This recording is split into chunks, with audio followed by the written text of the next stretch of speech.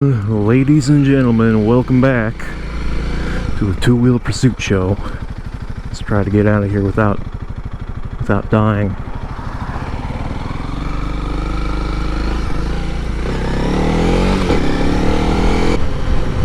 Just making a quick little video today.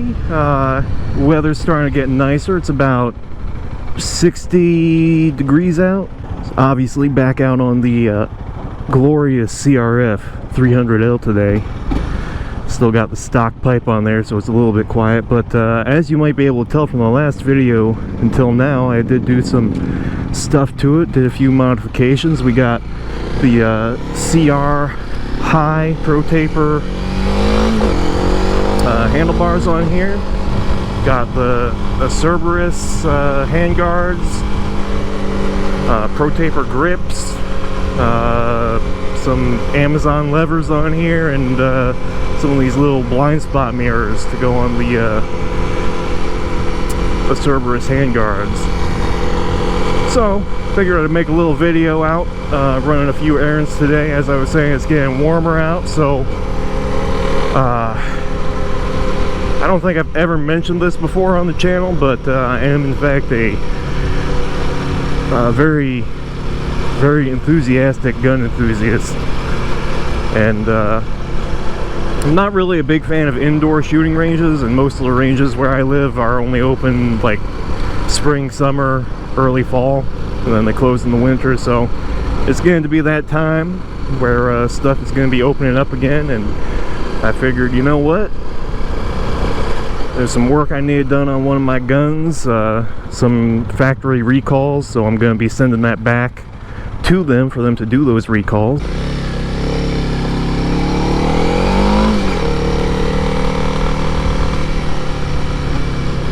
Oh, this bike feels so good. So let me talk about these new handlebars I got here, if I can manage not to run into the rear end of this guy. So I had actually these exact same handlebars on the last DRZ400 I bought, which, don't get me wrong, that bike was a piece of shit, but I was, every time I rode it, I was like, wow, these handlebars feel so good. And I knew that whatever the next dual sport I got was, I was going to want to get some CR high handlebars from Pro Taper. That's exactly what I did. I actually got these as a birthday gift, and I went ahead and installed them yesterday. And I'm not going to make an install video. This is more just, you know, I'll tell you guys my thoughts on them. And there's plenty of install videos out there. And to be fair, like, alright, there are a few nuances on installing these bars. One thing I will say is there's holes that some people say you need to drill to get them properly, get the gauge, or not the gauge, the control clusters properly secured, which is especially important on the throttle side, because otherwise your throttle is just going to be turning with the control cluster, and you're not going to be getting any throttle movement. So that's an important part. Jake the Garden Snake recommends that you actually drill the hole in the bars. I tried doing that. It kind of worked, kind of didn't. So I had to do a combination of his technique of drilling the hole, as well as a combination of what Woodsman Adventures recommends on his CRF300L handlebar installation video. And he used some double-sided 3M tape basically to he didn't even drill a hole, he just used 3M tape to keep it locked down and make sure it wasn't going to move. And I mean, I guess that works pretty well for him. I've been watching his videos and haven't seen any problems, so I'm guessing that that's working perfectly fine for him. I kind of went somewhere in the middle, where basically I made the hole too big, because it's actually quite difficult to drill a hole into bars with the curve they have on them. But basically what I did was I drilled a hole. The hole ended up being a little too big, and from there what I did was I filled the hole with some electrical tape, just stuffed some electrical tape in there, which kind of evened out the size to be, you know, just filled in the gaps. And seems to be working pretty well so far. I have no complaints. But that was the hardest part. Other than that, you're gonna need the bar risers that are also sold by Pro Taper, because this is a thicker handlebar down here. You can't really see because I have the foam piece on here, but it's a much thicker handlebar, which I guess gives it a lot more strength if you layer down or anything like that. But I mean, I'm really happy with it so far. I will say ergonomically, it feels way, way, way better than the OEM CRF300L bar.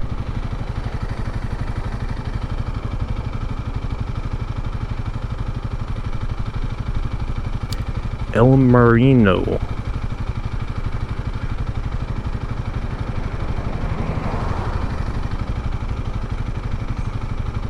Mexican style seafood.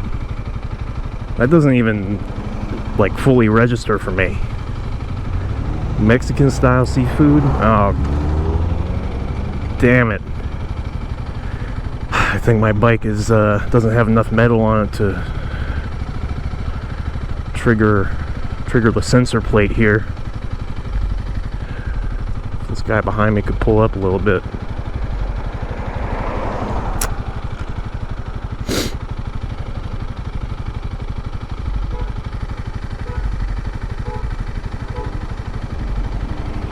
Bro, who is honking out here?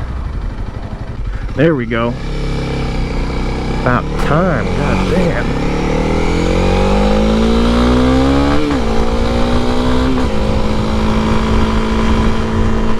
Yeah, so I will say, like, already, I can tell I'm riding this bike with the new handlebars. This is really my first, like, extended ride. I took it just around my neighborhood to make sure everything was working well. Nothing was like falling apart as I was riding it, but everything's feeling really good right now.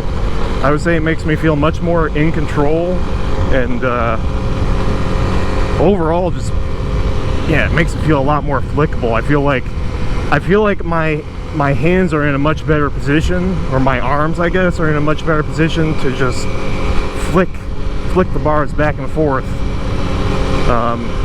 as well as, obviously, if you're going to be standing up and riding like this, that's the main reason people do this, because you're able to stand up and have your hands in a more neutral position, which for those of you who maybe are a little more new to riding, you always want to have your hands in basically as neutral of a position as possible while riding. You don't want to be putting pressure on them. Yeah, I'm gonna let you go. I'm not trusting you fully to go around you while you're pulling an illegal U-turn.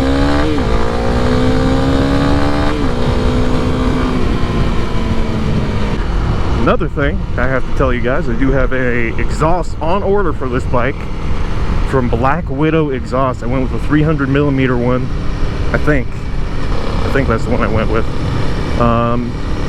Probably not going to do an install video on that either, but I obviously will make a review video on what I think of it, if it's worth the money. It was one of the cheaper exhausts with a fairly good reputation. Now I know Jake the Garden Snake got that one, not the exact model that I got, but he got a Black Widow, and then just recently he switched from the Black Widow to a Yoshimura. I'm not sure if that's a bad thing, if that's something I should be concerned about. He didn't talk poorly about them at all, so... Alright, here we are. FedEx. Customer parking only. I am a customer, so... Alright, let's see what we can do about shipping a firearm through FedEx. A few moments later.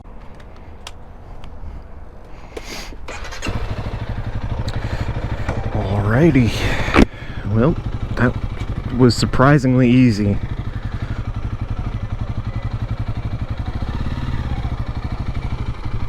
For some reason I expected it to be more difficult to ship a firearm, but I guess if you're shipping it back to the manufacturer, they're pretty lenient, stuff like that. So that is has been shipped. I think I'm gonna take the other way home.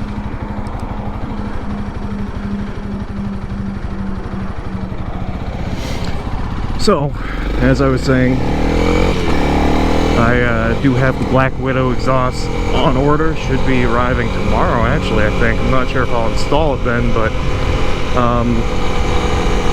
you know, I'm just having a very difficult time comparing the price of this bike, which, you know, keep in mind I got it for $4,500, and then spending like nearly $1,000, tax included, shipping included, and everything, for a full system exhaust. I'll go with the Black Widow one. We'll see how that works.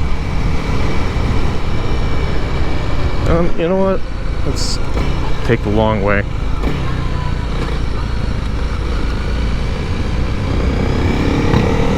Nice hogs right there, brother. What was that? R7? Very nice. Everyone's out on their bikes today. That's how you can tell. You can start to tell that it's nice and warm.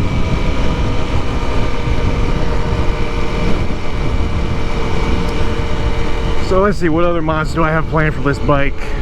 I got a skid plate. What is it called? Moose Racing, a plastic skid plate from them. I just didn't feel like going with a metal skid plate.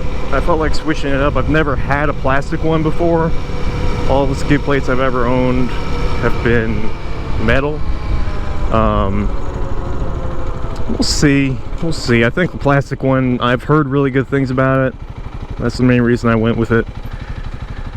I guess it's supposed to reflect less sound back at you than the metal ones, and it's also lighter weight, so I really don't see any reason it would be worse than the metal ones. I kind of feel like a lot of people think the metal ones are more sturdy, but I mean, I've heard really good stuff about the Moose Racing plastic skid plate for this bike, so we'll see.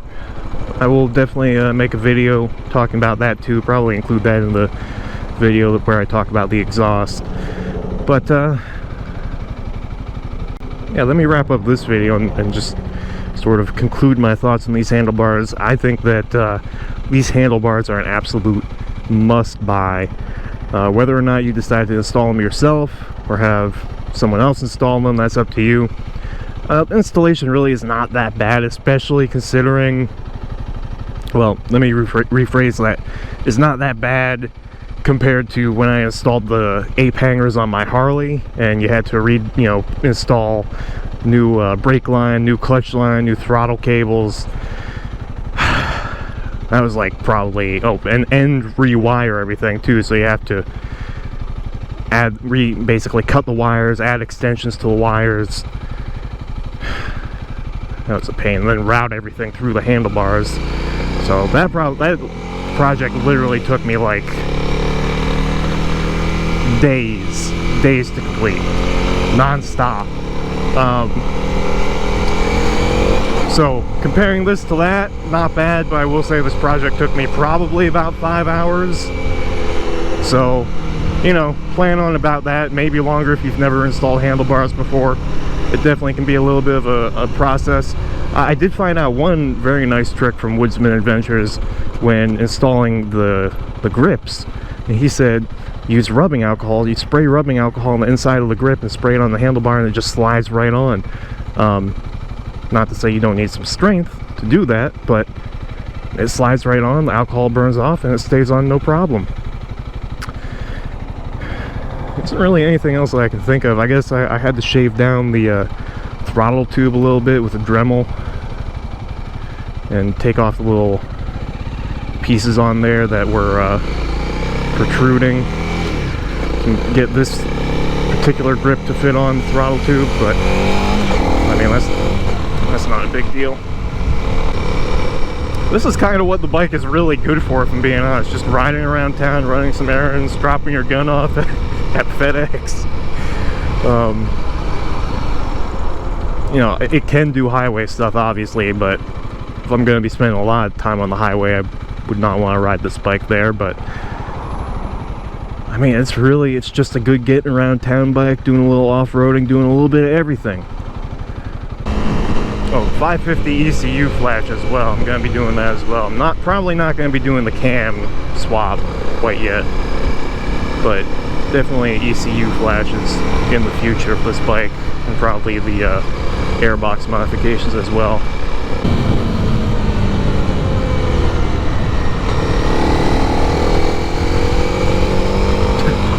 Wow, yeah, that does feel really good going into the corner there. Oh, I'm gonna do some dual sport stuff here. Hop this curb.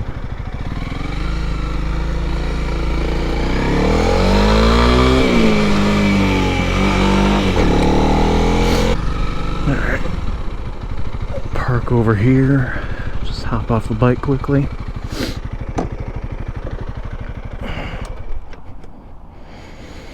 Just want to show you guys from the front what this looks like with the new handlebars.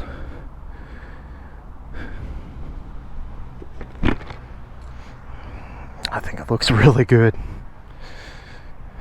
Especially the, I was thinking about removing the red, I guess, spoke covers on the wheels, but kind of growing on me. I also have a TST fender eliminator coming, and turn signals. Be installing those pretty soon as well.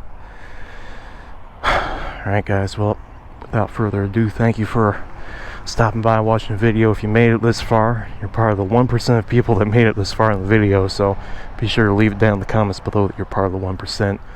Appreciate you guys watching. If you have any questions, feel free to leave a comment, and I will see you guys in the next video. I'm going to enjoy the rest of this beautiful day. Alright, thank you for watching guys. You guys have a good one. I'll see you in the next video.